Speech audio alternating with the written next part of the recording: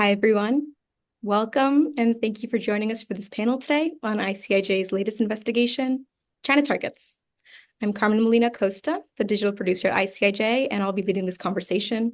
Joining us today to take you behind the scenes of China Targets are ICIJ's Scilla Alecci and Jelena Cosic. Scilla is ICIJ's partnership coordinator for Asia and Western Europe and was the lead reporter on China Targets. And Jelena is ICIJ's partnership coordinator for Eastern Europe and our training manager. Thank you guys both for joining us. For those of you who might not know ICIJ, we're the International Consortium of Investigative Journalists. We're a global nonprofit that spearheads big collaborative investigations like this one, working with media partners all over the world to reveal broken international systems. For China Targets, we worked with 42 media partners to reveal how Beijing systematically reaches into other countries to pursue and silence dissidents worldwide. That includes manipulating the inner workings of international institutions like the UN and Interpol, and wielding China's economic and political power to pressure local governments and activists. Before we start, I did want to let you all know there will be an opportunity to submit questions for an open Q&A at the end. We're excited to have a lot of people here today.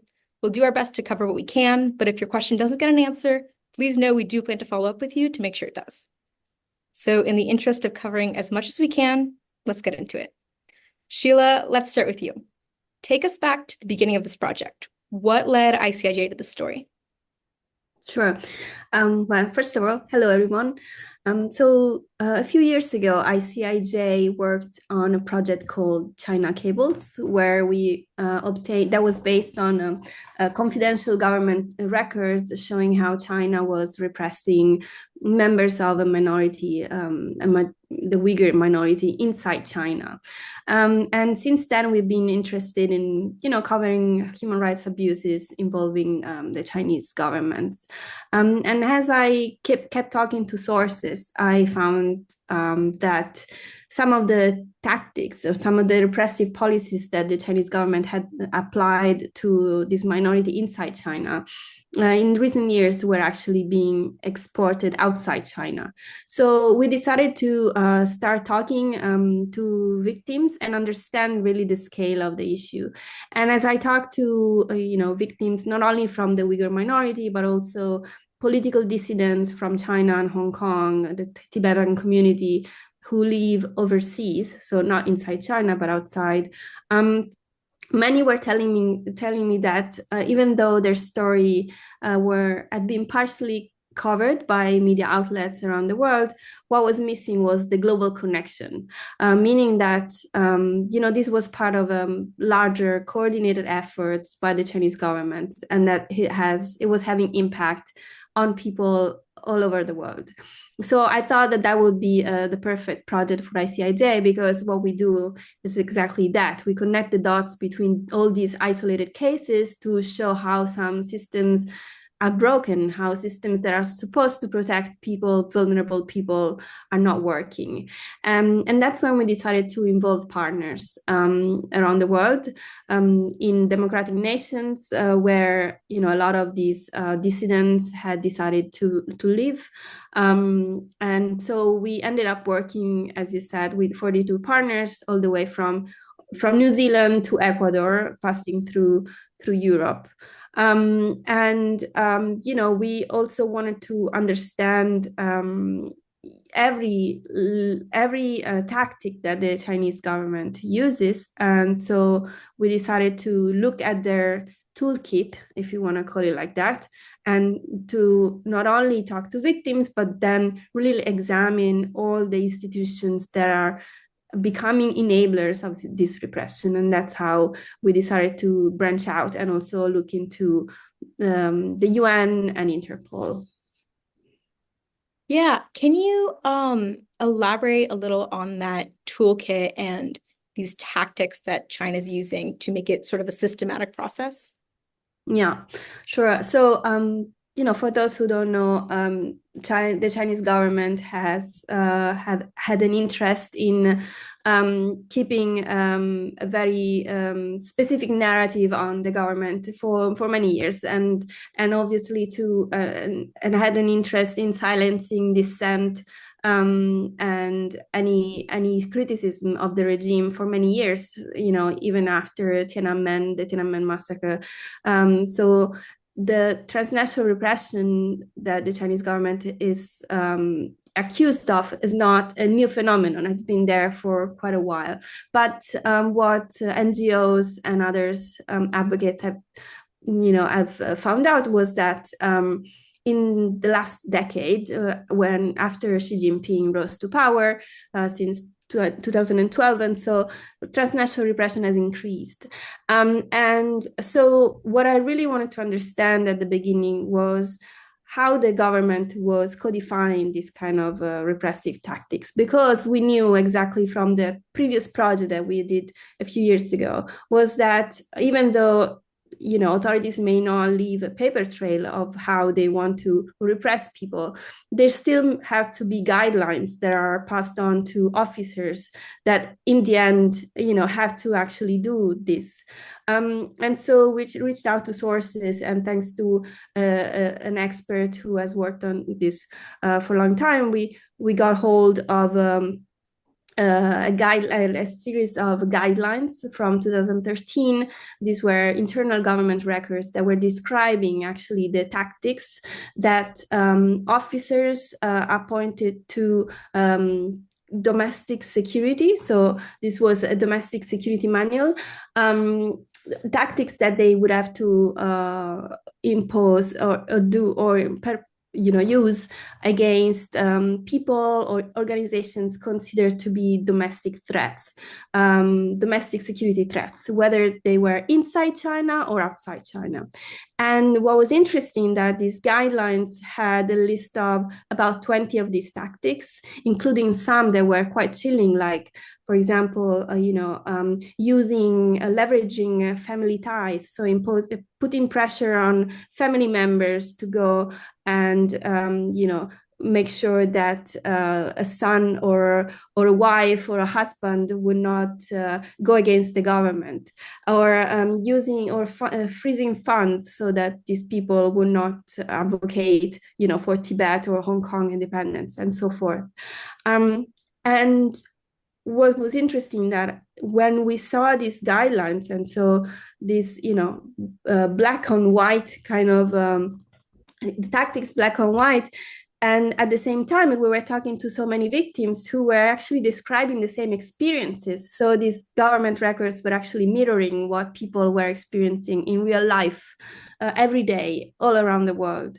And that's how we decided that we needed to talk to as many people as possible and to leverage the power of the collaboration and the international team that we had to understand really how the government does that. And that's how we decided to interview, and we ended up interviewing 105 people living in 23 countries. And these were, again, advocates for Tibet or Hong Kong independence, political dissidents, and so forth. So the main work was basically using primary sources such as internal government records, and then talking to people who could really bring to life these documents and tell us what was really happening. Yeah, Sheila, you talked to, like you said, a lot of people who have been subject of these tactics, like, their families have been harassed or leveraged against them. How do you earn the trust of people who have been subjected to that and maybe are already feel already at risk in telling their stories? Yeah, well, it takes time, and it starts with having a conversation, an honest conversation, and just saying, "Look, I don't want to write about this tomorrow. I really want to understand what's happening to you." And then, if you feel comfortable sharing these details or even your name, then I will also let you know how I want to write about this and which quotes I would use, and so being also sensitive and about their privacy notes. So a lot of these people were telling us that they were afraid not so much for themselves because they were already outside China, but for their family members in China or Hong Kong who could actually be, even threatened or even jailed, and without recourse. So it took time, and definitely we talked to many people who decided to stay anonymous. We took a lot of precautions. We used secure channels to communicate with these people, even signal disappearing messages, so there would be no trace of our communication. There were people who we knew that wanted to use only nicknames. They didn't want to use their first or their real names.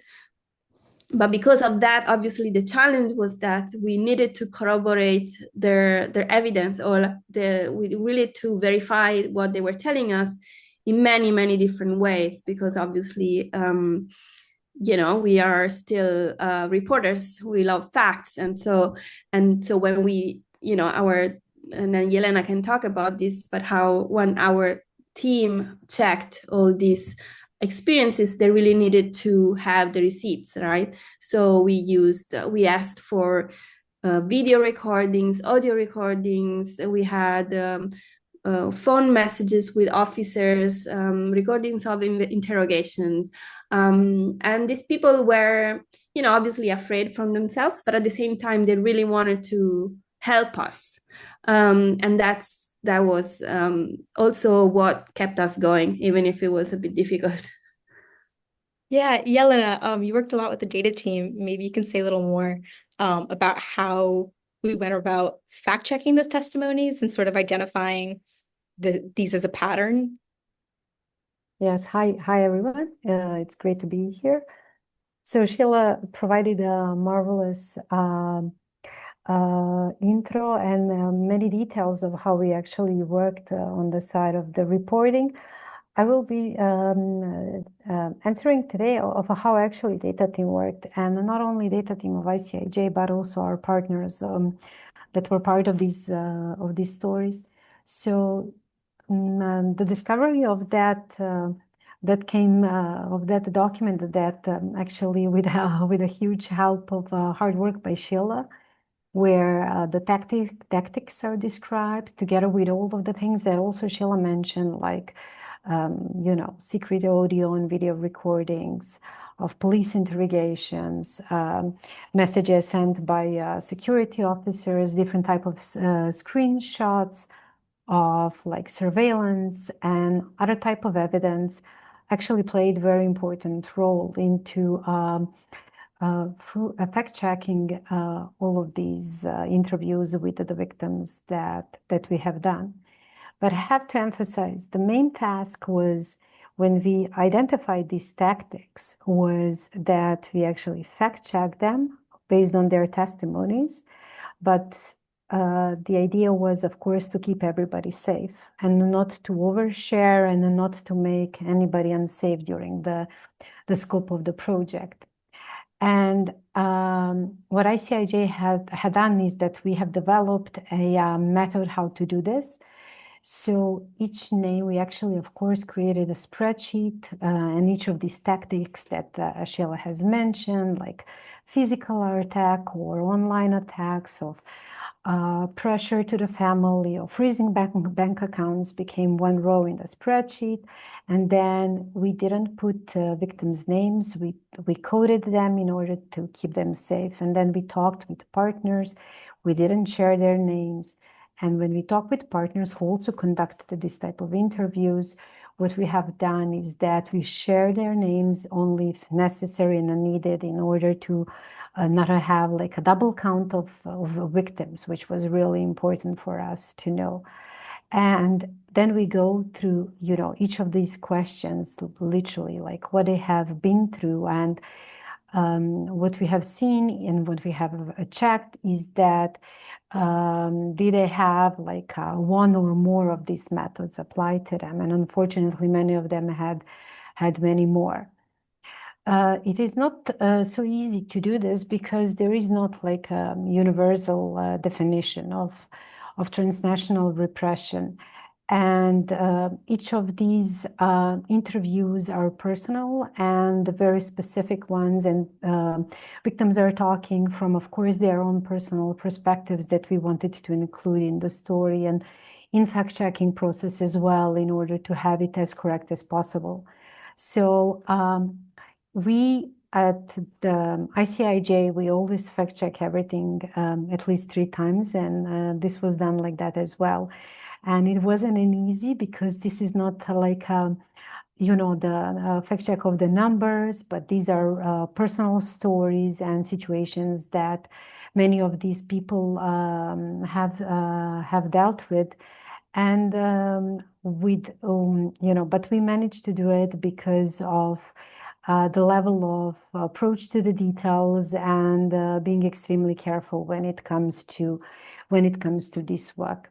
So we managed to fact check and use the testimonies of 105 people that Scilla and other reporters have been in contact with. And of course, we use a lot of safe channels. I have to mention ICIJ always use encrypted channels. And by working on this, it's not like previous projects were easy in that sense, but we always need to keep everybody safe. And this means both victims, but also reporters. This is why we are using our online communication encrypted platform, iHub, where we shared actually the documents, information, the transcripts, translations of this, because as Sheila mentioned, this is a global investigation. When we talk about this has been done in dozens of countries and in many languages. So partners had to provide us also with translation, which is like additional level of how complicated it was to fact check and bulletproof all of this. So at the end, we came up with a list, and the list is something that we are sharing now through the numbers, and also being able to actually confirm that many of these tactics are actually happening and that we base our investigations on it.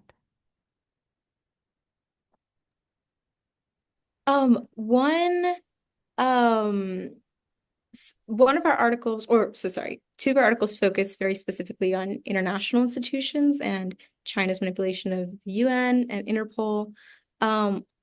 We talked to, or I should say, Sheila and many of our reporters talked to several people who were targeted by China through Interpol's red notices. What did we learn from their cases? Can you say a little bit more about that? Yeah, yeah. So, there have been reports before saying that China was one of the countries that abuses the Interpol system the most. And we really wanted to understand, how do they do that? Do they actually do that? So we started by collecting court cases, court filings, extradition filings from as many countries as we could. And in the end, we were able to examine 50 of those.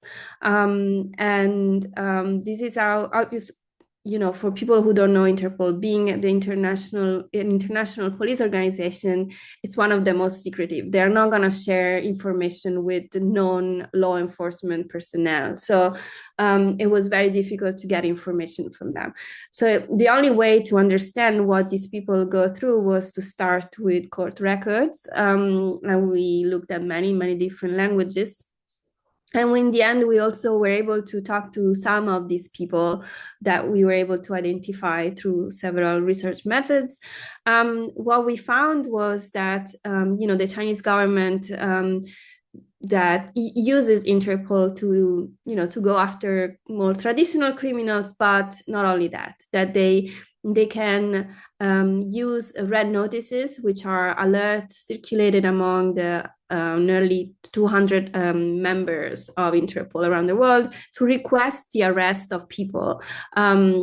Again, this could be normal, the drug traffickers, as well as business people with political connections that maybe for some reason, a provincial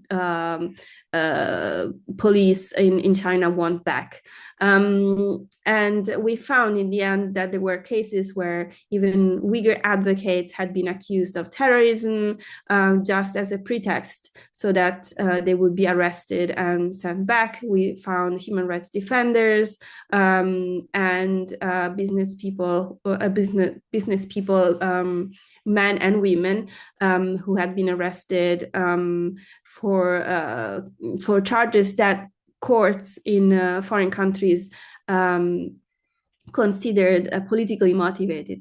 And so when we talked to some of them, they told us how basically having an Interpol red notice on their head is basically is making the life impossible, which is good if you are a criminal, of course. That's what everyone wants. But if you are an innocent person, then you are stuck in a country. Sometimes you are in prison until a lawyer can help you if you have the money to hire a lawyer who can help you. In the meantime, while maybe you are in a prison or you are fighting extradition proceedings against you, your family in China could be arrested or imprisoned or threatened for some reason. So we found that Interpol red notice is only one of the tactics that China uses to go after opponents or people that they want back. But it is often paired with the tactics that we had seen also in those guidelines that I mentioned before. So everything comes full circle, and it's part of the same effort to really go after anyone who criticizes Beijing or in somehow opposes the party. Yeah, and on the topic of the UN, I know this was also a big data effort. Jelena, would you mind sharing a little bit about our findings there? Yes, absolutely. But I just want to mention why UN is important and what role it played. So within China Targets, ICIJ and partners published a story on UN and how UN is basically abused by China and all the level of this soft power that has been done in that direction. We worked with a journalist, Tamsin Lee-Smith from UK on this topic, and it showed to be very important because what we have came across in talks with so many activists and also experts on the field is that UN is actually not protecting activists, dissidents that are coming from China or are targeted by Chinese. And what we have actually shown is that this place in Geneva, which is the Palais des Nations, has been abused by China, and a list of NGOs working, so-called NGOs working under the China as a country at the UN. And it became a place for activists actually not to be safe anymore, which means that many of the activists would usually actually go to the Geneva to seek for their rights and to express what they are going through and their situation. But actually the trend has changed because these activists are actually attacked there. In many of the cases, they have been photographed, approached by Chinese representatives from NGOs that are actually part of UN systems. So UN in its system has the opportunity for it should be genuine NGOs that are part of it to take a stand in human rights council sessions and many other things, and they are applying for a consultative role there. But what we have actually found is that a numerous number of the organizations coming from China are actually not regular NGOs. They are so-called GONGOs, which stands for governmental organized NGOs, non-governmental organizations. And what we have actually done there is that we have noticed that there is 106 registered there, accredited at the UN, And we actually wanted to see and do something for the first time, is actually go in depth and understand who these organizations are, what their roles are, how close they are to the government or to CCP, and how actually they work.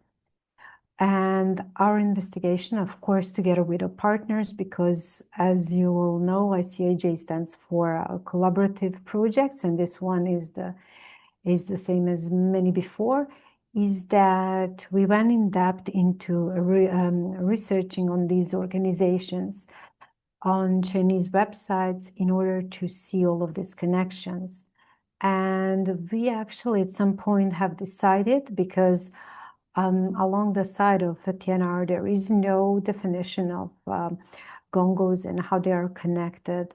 But after doing all this, in-depth research, we have decided to develop our own methodology on this, based on the patterns we have seen that are happening between these organizations and their connections with China. So what we have found and what we have done is that we check every single one of them. And out of 106 of them, we actually confirmed that 59 are actually non-genuine NGOs, that they are gongos.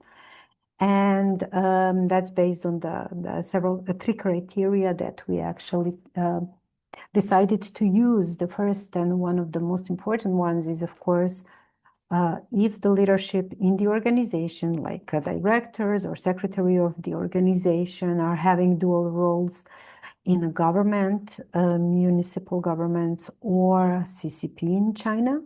And it showed that over 45 of these organizations actually had the current simultaneous roles.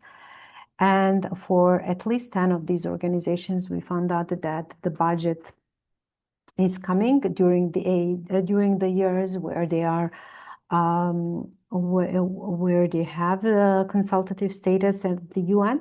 More than 50% of their annual budget came from municipality or government funds.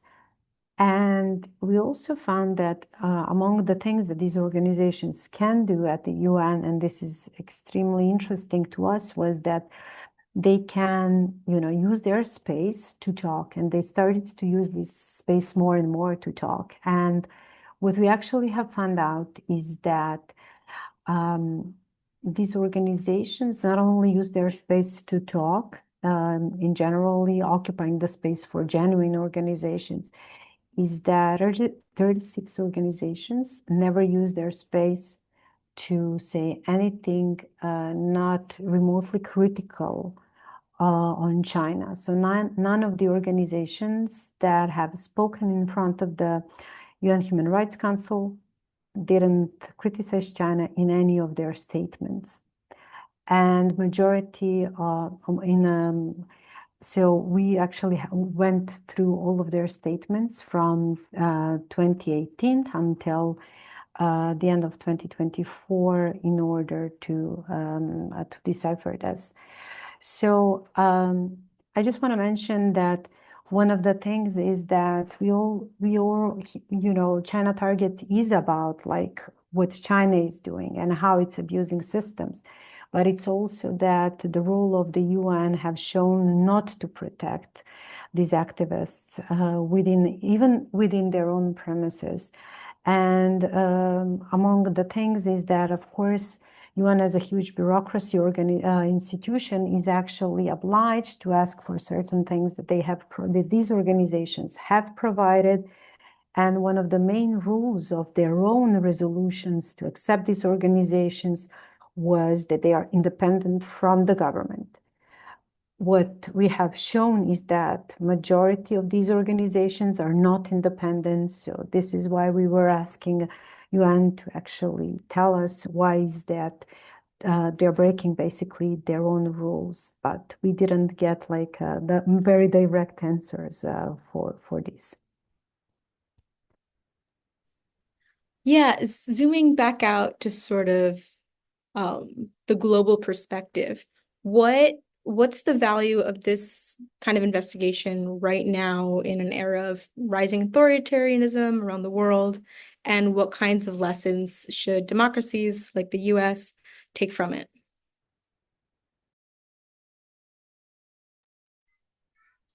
Is that for me?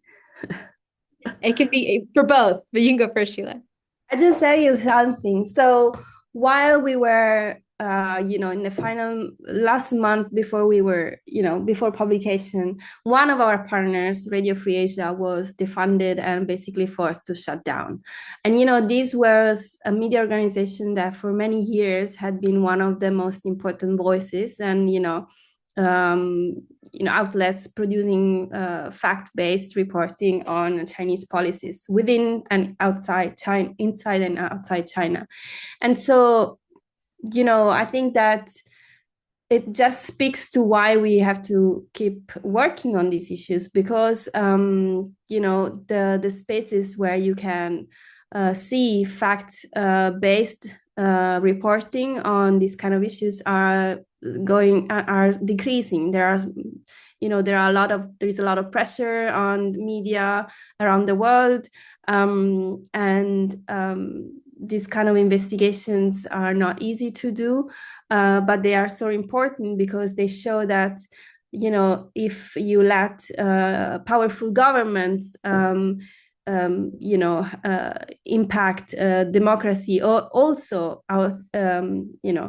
in countries where these values should be protected, then there is no recourse for anybody. This is not a story about the Chinese community. This is a story about everyone, because this is a story about any citizen who has the right to enjoy freedom of speech or freedom of protest, in these countries, in our countries, in the West.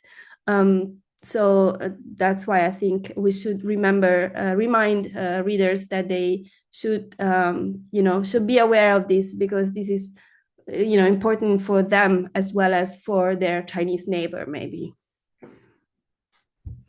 I would only add that this is relevant because China is, as Sheila said, not the only country using these tactics. Other countries are doing very similar things, maybe not to the extent of China, or maybe not as harsh as China, but even on a case in the UN, the gongos as a term is not created only for Chinese NGOs, fake NGOs, is that other countries are using this as well. And is that and I saw it among of the questions from the audience, is that what could be done next is basically that other investigations from our colleagues could go into the direction of researching this in many other places, because methodology can be applied, and everything that we have done will be published in a methodology piece and how we have done this in a methodology piece quite soon, which we usually publish after our investigations. So anyone who wants to do it can do, and what other countries and democracies in the world will do, well, that's upon them, right? We do provide very vast and very detailed and very hardcore documented investigations, and it's up to institutions to react. And usually after ICIJ projects, they do. Sometimes it takes them a while, but sometimes we see impact like 6 months or even a year after our investigations. We will see what will happen. We will see what will happen a little bit later. I'm talking from the perspective of institutions, but there are some impacts still for China targets at this stage. Yeah, well, I guess speaking of audience questions, I wonder if now might be a good time to tackle a few that have come in. One first question that came in was commenting on China's repressive tactics as something that's very novel for most law enforcement agencies to tackle, and know how to respond to, and how to deal with that threat. So how could governments, civil society, universities, and NGOs curb those tactics? Actually, this is quite interesting, that a lot of experts that I've talked to told me that even in the US, where the FBI has a dedicated hotline to transnational repression, and there have been a lot of cases, indictments, and so forth, against people accused of spying on dissidents, for example, on behalf of Chinese state, etc. So even in the US, where the government has been more active in going after these cases, there seems to be a lack of education among law enforcement agencies at the state level, for example, or local level. Chinese and Europe is even worse. What I'm told is that for many years, Europe has been so much focused on Russia, intelligence, and other tactics that they're still trying to catch up and understand how the Chinese work, because obviously it's a totally different cultural system, a society, security apparatus that law enforcement agencies have to understand. And even though intelligence agencies, officials may understand it at some level, then the policies, at the police, law enforcement personnel, unless they are educated enough to that regard, it's very, they may not understand what a transnational repression case is. For example, there is a lot of issues with a lot of tactics used in transnational repression being legal. For example, if a police officer from China calls someone in the US to threaten them, the phone call itself is not illegal, right? So how would a law enforcement person go after that? That's not a crime, and that's not for them. So I think what I hear from advocates and people who are trying to change this is that one way to to at least try to stop this transnational repression by China, but also by other authoritarian regimes, would be to have a better reporting mechanism. So there should be in every country maybe an agency that's dedicated to not only receiving these reports, but then you scientifically quantify the cases, the scale, and really understanding what the reports are about. And only when you have facts and data, then you can formulate policies. And also another thing that will help will be more information sharing among law enforcement and other agencies around the world, in all these countries that are involved, where that are supposed to protect the victims, where these people live. So on our hand, what we can do is just to, one part is to raise awareness. If we can provide information about what's happening, and then hoping that obviously politicians or whoever then can read our reports and take this to the next level. Jelena, is there anything you want to add? Maybe only on the power of the role that China does when it comes to soft power, is that's very interesting, because it's very difficult to deal with that and to actually have an actual approach towards that, because it's very difficult to untangle. But in many of the countries, it's also difficult because seems like China is connecting that with other things that these countries have in connection with China. So I'm coming from a country where China has a bilateral agreement. Serbia has a bilateral agreement with China, for example. And in Serbia, prior to the Xi's visit, a couple of activists were arrested because of it. So it has to come from like a very democratic country first, and this can a little bit overspill in other places as well, because it's not easy to talk about what other countries can do in order to enforce this, when what our investigation has actually shown that this is happening in many of the countries in both West and East as well. So I find this to be very difficult and also a not easy thing to do. One really quick reminder for our audience is, in case you missed it, you can type your questions into the Q&A box. So please feel free to submit.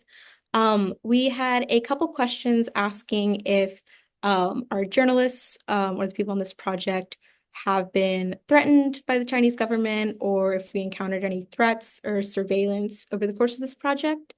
Can either of you guys speak to that?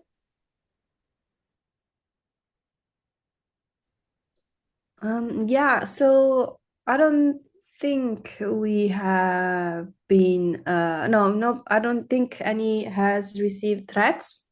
You know, I don't think they would threaten someone that then can report about this. That's the power of the media. That's also why they go after a lot of young activists, family members, because the young people are media savvy enough that they would just go to a journalist, and so while their family in China or Hong Kong cannot go anywhere. Yeah, so but while we were talking to people, and then we ended up reporting on that. One of the groups that we were talking to, some of the victims received a cyber attacks, for example. So this was a group of Uyghur advocates in Munich, and yeah, we reported on that, and it was very sophisticated. They were using social engineering, impersonating a familiar organization, like a partner organization of these groups, and trying to tell them to install a software that was actually being used by them, but they were using an altered software to basically send the virus, and then that would include surveillance, basically capabilities. So we see that all the time. We haven't seen it so far. If we do, we will report on that.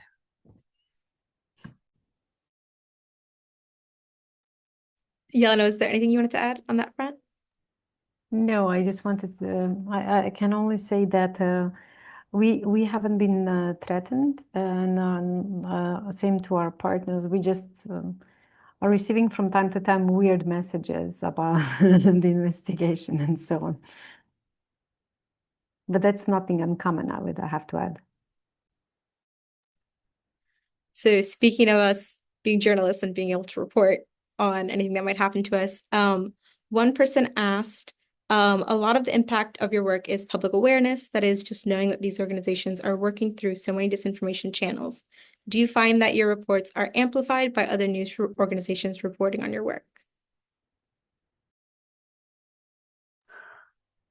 So I think that working with many journalists, it's not just about amplifying the message, but it's also providing nuances to the reporting, right? Because instead of being, the parachute correspondent going to another country and pretending to know everything about it, then you rely on these countries, reporters with expertise, sources, and knowledge, cultural sensibility when necessary, that can really enrich the reporting of the whole team.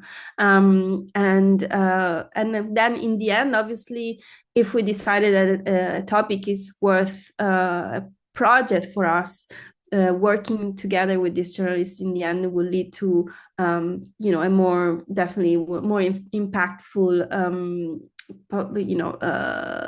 project and investigation, etc., because there are so many media outlets involved. But it's not just about the message, it's also about maybe the quality, I would hope, of the reporting, and the fact that it's so detailed, and verified and fact-checked by so many eyes and so many different people with so many different backgrounds, that I hope that in the end, what the readers and the public can see is something that is as comprehensive as possible, and as nuanced as possible about that topic. The power of collaboration always comes in working with the journalists and the media that are from other countries, because diversity provides the quality, in our case, so many times. And I have to say that we wouldn't be able to do this not only in this, months that we have done this project, but also not to this level, because it's difficult to the level of impossible for one organization or one media house to cover all of these countries, languages, interviews, research, in-depth research even of these organizations and fact checks, like Scilla mentioned. So it goes into direction of why we actually do this is because we truly believe in collaborative work, and also it's the work that many organizations have shared with us and are still sharing and doing their own projects exactly because it works. We are actually witnessing that there are so many other networks around the globe these days and so many other media are doing this project these days because they are actually making our reporting better.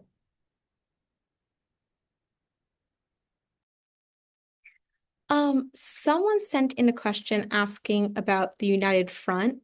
Would you guys be able to explain what that is for people who don't know and how they appeared in this project? If the question goes into the role of United Front, which is basically a part of CCP, part of the China Communist Party, one of the most active work agencies of theirs, that in many contexts has been, kind of a blacklisted. But what we have found, and I can talk only from my experience in this project, is that these organizations, Gongos that I have mentioned before, have also been organized and registered by United Front groups, which basically means CCP. And their roles in it have been significant and important as well, but not to the level in which I would say that they have been treated, internationally so far. But they do play important role, and they are over present when it comes to China work abroad and the level of the importance that NGOs have in today's world, especially after Xi rose to power. NGO, what he wanted to do is that they emphasize the importance of these NGOs. And this is why United Front has been used in that direction as well. Scilla, do you feel like adding? No, the United Front is, I guess, in the last few years has been more reported on, more covered by news organizations because one of its main goal is basically soft power. No, it's part of the influence strategy. So a lot of the tactics that they use to do that are not specifically illegal or anything. I remember, I think one of our partners in Hungary found a member of a United Front linked organization, one of these, China Friendship Association in Hungary, being involved or at least accused by a Tibetan person of being he's accused of threatening a Tibetan advocate during a UN proceeding inside the Palais des Nations in Geneva. So it's connected to that. Yeah. One person asked, they said that although transnational repression has no concrete definition, the UK on the 14th of May this year outlined what they believe to be transnational repression, importantly including descriptions of digital attacks. Do you think creating a universal definition would help combat the problem, and do you think that's possible? Interesting. Jelena, go ahead. Yeah, I can say from my side, working on this topic, especially on China's tactics, I have seen that this could work and this could backfire as well. One of the main things and why some of the organizations that we work with never wanted to actually define both transnational repression, but also what is a gongo, is because then China could use the actual definition in order to software avoid like what it falls under transnational repression, for it not to be said or mentioned within the actual reports of the Human Rights Council at the UN as the transnational repression. So they found that, and I see why they are mentioning, why they have mentioned this to us, is because they found it very tricky. The ones, when you made a definition, you make the easier for the problem to be absorbed and seen, of course, but on the other side, it can also be abused. Mm-hmm. Yeah, I mean, there are some also legal scholars that are a bit skeptical about this because, again, it's not a crime, right? So I think what's important is that each country, each government, whatever they want to call it, some call it transnational repression, some call it community interference, and they should at least have, they should be aware of it, definitely, and have some strategy or policy around it, which can be flexible enough to be changed according to how tactics may be changed, or how governments use these tactics against, or authoritarian regimes use these tactics against the victims. So it's yeah, it I don't think that's the definition. It's a definition problem.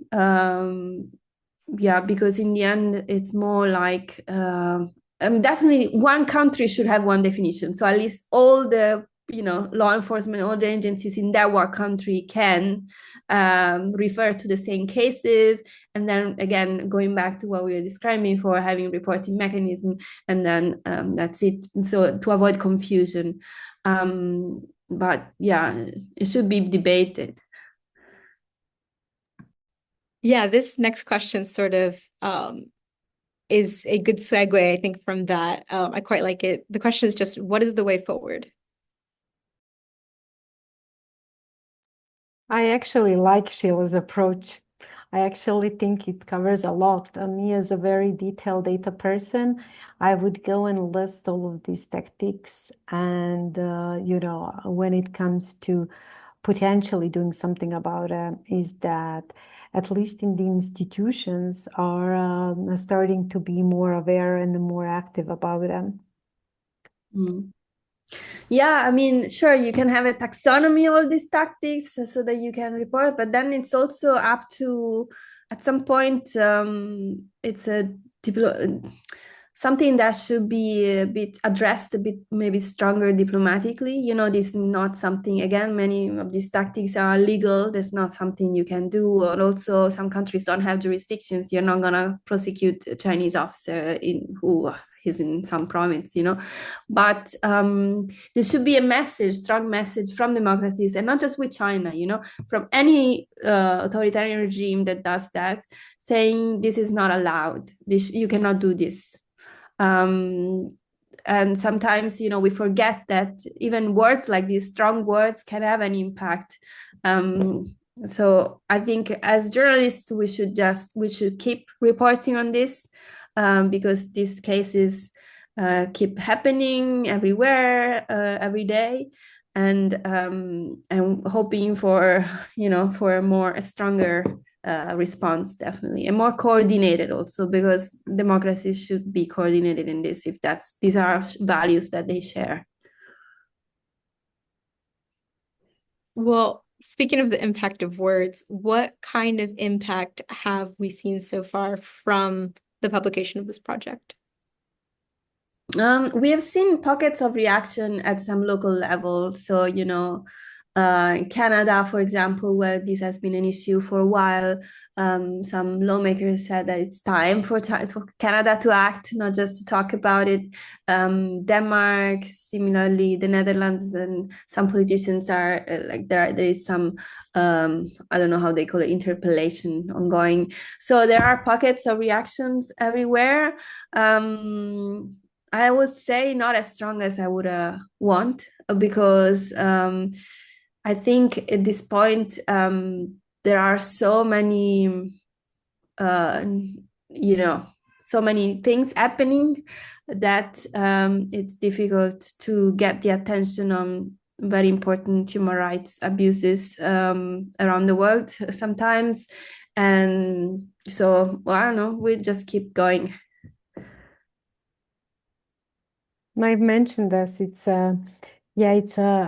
seems it's a little bit thinner than we are used to it, but we'll see what will happen in the following months. I only hope that the institutions we wrote about and all of the things that we have mentioned in the specific countries will not just fade away, as that is another tactic that has been used by I would say somehow more repressive regimes in order to, act like nothing has happened, because so many things is going on at a side. Because this is relevant not only for China victims, this is relevant for other victims all over the globe that are suffering from the same kind of attacks. And if I can add, I think that the reaction we see it today, so many people are interested in this, even weeks after we publish. So it looks like, it is an important topic that people want to know more about. And this is the first good reaction, like people's awareness and interest. Okay, I do think that that is the last question we have time for. Is there anything else that you guys want to close us out with? Anything top of mind that people should know? No, Well, just following ICIJ, because we will keep working on this. Yeah. especially as always, follow ICIJ and our partners. And if among of you any has a story or anything that they would like to share with us, please do. You will find our contacts and our website, icij.org. So please feel free to share your stories with us. And thank you for joining us today. Yeah, awesome. Thank you, Jelena. Thank you, Scilla. And yes, like Jelena said, a couple people asked two things I was going to address. First, is if this would be available afterwards. Yes, we have recorded this webinar and we will be uploading it to YouTube, so you can revisit this conversation later. And the second was, like Jelena said, if you have a tip for us or documents you want to leak for us, information on how to do that, you can find on our website. And like she said, thank you guys for joining us. It really does mean a lot. Like I said at the top, we are a nonprofit. We are a donor-funded organization, which means we really do rely on your support and engagement. And that's why it means so much to have so many people here listening to this panel. That kind of support is what lets us do this kind of work, even as funding for journalism is shrinking and actors that find our reporting inconvenient are growing more and more powerful. So if you found this project valuable and you found this panel valuable and you found our work valuable and you want to see more of it in the world today, please do consider donating at icij.org. And like Jelena said, you can also read more about our work there and read the China Targets articles for yourself in case you haven't yet. So thank you guys all again for joining us. Thank you, Jelena. Thank you, Scilla. And thank you to our audience. And any outstanding questions, we will make sure to get back to you on them. So, thank you so much.